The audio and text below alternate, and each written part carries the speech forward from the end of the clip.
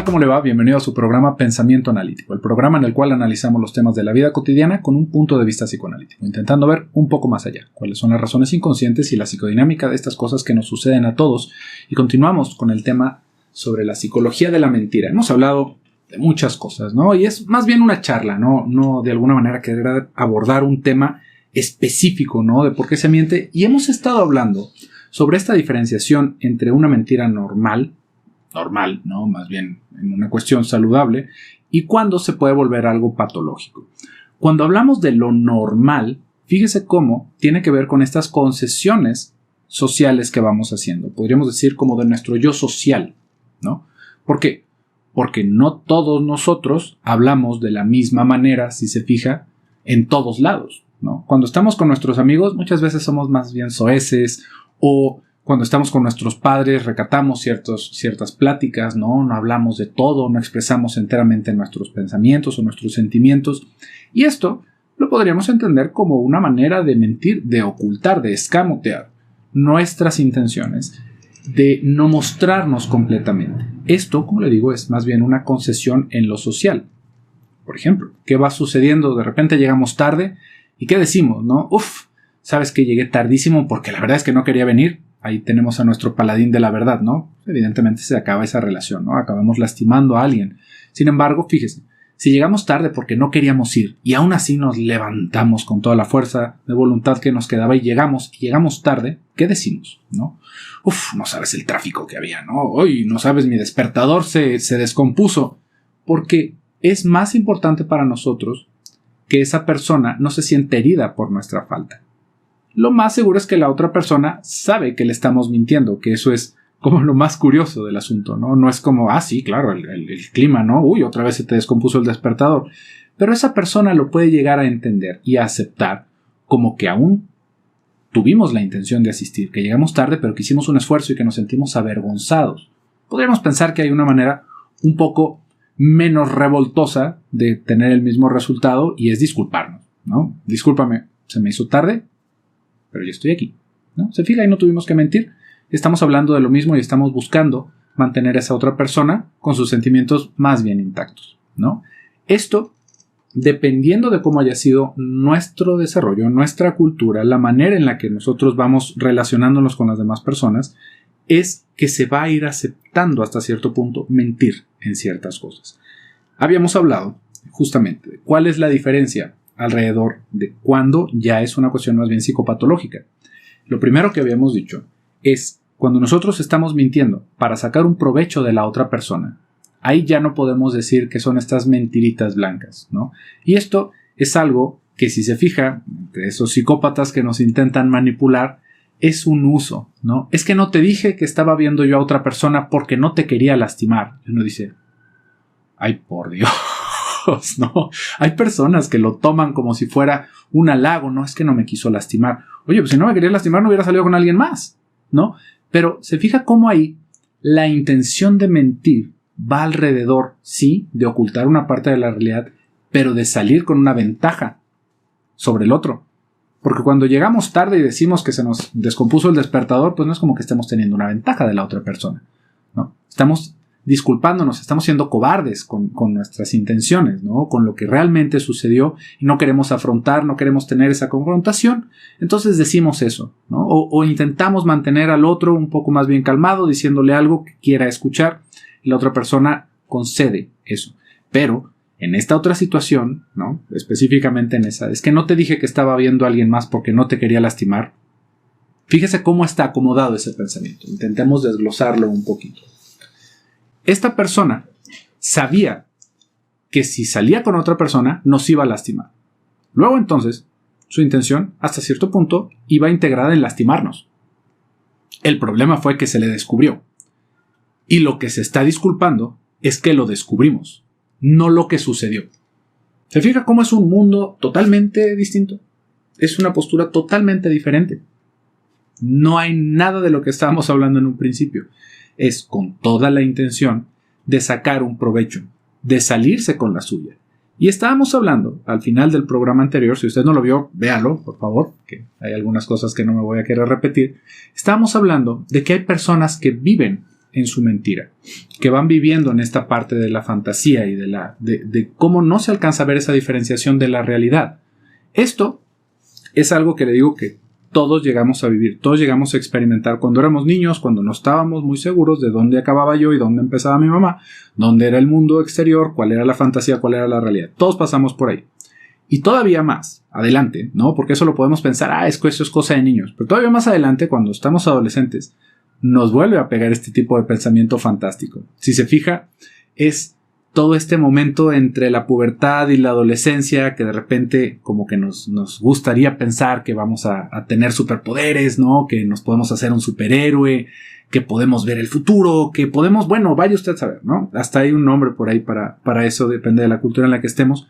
Pero es otra vez como que estamos viviendo en un mundo rico de fantasía, ¿no? Y que muchas veces eso tiene que ver con un escape de la realidad, en donde podríamos llegar a vivir de esa manera, ¿no? Con toda nuestra fantasía infantil, ¿no? Porque estamos todavía en desarrollo, pero tarde o temprano esto, si lleva un curso más bien saludable, es algo que vamos a ver para atrás y nos vamos a dar unas avergonzadas de aquellas, ¿no? Es así como, ¿cómo pude decir eso? ¿Cómo pude pensar aquello? Yo no soy esa misma persona. Nos da este sentimiento embarazoso de que nos veíamos ridículos haciendo ciertas cosas. Esto es algo muy normal. Como le digo, es algo que va pasando dependiendo de nuestro desarrollo y dependiendo de qué tan rica de fantasía está nuestra vida y nuestro pensamiento. Más allá de esto, está esta otra parte en donde no se puede distinguir. Ahí, justamente ese es el problema. Que como le digo, es algo que queda escindido. Escindido es como recortado. Como cortado de nuestra realidad. De nuestra integración mental. Y se vive como una realidad, aunque sea algo propio. Y ahí es en donde ya estaríamos hablando más bien de una estructuración distinta, de una estructuración que va más bien hacia lo psicótico, que otra vez, como le digo, lo queremos ver como si fuera la cosa más folclórica, ¿no? Cuando escuchamos psicosis, es algo que realmente ha afectado la percepción de las personas, que cuando se escucha psicosis es pensar que es la cosa más horrible que puede ver, que es la enfermedad más terrible y que es una pena. No, hay muchísimas cosas, pero muchísimo peores, ¿no? Y no porque haya esa escala de más peor, ¿no? Por decirlo así. Es una manera diferente en la que se va integrando la persona. También cuando hablamos sobre lo perverso no es así como, Dios mío, es que estamos hablando de la malignidad. No, son diferentes maneras de estructurarse, que efectivamente tendrían que ver con una patología, por supuesto, ¿no? Pero otra vez hay que partir de que todas estas cosas son una formación patológica. Es algo que no quiere decir que ya quedamos deshabilitados como seres humanos, sino que el conflicto, y esto es una cosa interesante cuando se le aborda desde el psicoanálisis, el dolor, el sufrimiento de la persona es justamente por lo cual se hacen estas diferencias, y es en poder analizar eso, en poder buscar una cura alrededor de ese malestar que va expresando esa persona, que tienen estructuraciones diferentes. No es que estemos haciendo un ranking de quién es el que está más enfermo. Es justamente para ver cómo se puede abordar, porque la intención es que todos, no importando nuestro sufrimiento, podamos vivir mejor. Entonces, no lo vaya a tomar como si estuviéramos haciendo aquí un ranking de quién está más enfermo que el otro. No va por ese sentido. Acá, algo muy importante es poder entender que ahí son dos estructuraciones diferentes. Una, en donde está el conflicto con la realidad, que tendría más bien que ver con una formación en lo psicótico, y una formación en donde no es que sea un conflicto con la realidad, sino que tiene que ver más con cómo se va aceptando la ley, que tendría que ver con lo perverso. Ahí son dos maneras muy distintas de abordar lo que tiene que ver con la mentira. Esta parte sobre la perversión, podríamos regresar a ese ejemplo que le estaba diciendo hace unos momentitos, en donde esta persona está buscando sacarnos un beneficio, en donde otra vez, en el programa anterior habíamos estado hablando sobre estas personas que pueden llegar a pensar que son oráculos, que pueden leer las estrellas, que nos van a dar una medicina, que nos va a cambiar la vida y lo demás. Hay personas que efectivamente están desde una postura psicótica y que, si se fijan, no nos están mintiendo, nos están diciendo algo que no es real, evidentemente, pero no es con la intención directamente de sacarnos ese beneficio, porque ellos lo viven de esa manera. Pero luego tenemos esta otra persona, como el lobo de Wall Street, en donde nos están estafando, en donde efectivamente están buscando darnos una información que a nosotros nos vaya moviendo para que hagamos lo que esa persona está buscando que hagamos. Es brincarse, es utilizar la mentira de una manera en la cual se tuerce la realidad para poder tener su beneficio. Ahí es en donde podríamos entender cuál es esa diferencia sobre lo patológico y lo normal. En lo normal está nuestro self social, nuestro ser social, nuestro yo social, en donde todos mentimos. Es una parte normal, es algo que se espera que hagamos hasta cierto punto. Por el otro lado tiene que ver con estar o separados de la realidad o buscando torcer la realidad y la representación de las personas de nosotros para obtener un beneficio. Podríamos pensarlo también en esta otra persona que salió en una película, le hicieron su película realmente, que se llamaba Atrápame si puedes, que actuaba por ahí Leonardo DiCaprio, que si se fija, se hizo pasar por un piloto en algún momento, se hizo pasar por médico y no tenía ninguna calificación para hacer esto, ¿no? Entonces, fíjese cómo efectivamente esa persona lo que hizo fue buscar el medio para beneficiarse de algo que no tenía las calificaciones para hacerlo y darse una vida que no le correspondía tomando el lugar de alguien más. Y ahí es en donde está como todo ese giro, porque aquí hay algo muy importante que ver. No quiere decir que solamente vayamos a tomar uno de esos caminos. En todos nosotros, ese tipo de estructuras, esos núcleos, también van a ir coexistiendo hasta cierto punto. Podríamos llegar a pensar, ¿no?, en esta persona que tal vez es, bueno, el científico más acérrimo de todos los que se podría imaginar, que si no hay una comprobación, no cree nada, pero tiene sus calzoncillos de la suerte, ¿no? Esto uno podría decir, bueno, no que muy lógico, no que muy todo lo demás, sí, pero aún así queda esta parte de la fantasía, porque todo lo que tendría que ver con la lógica va por encima de esos pensamientos mágicos con los que todos empezamos.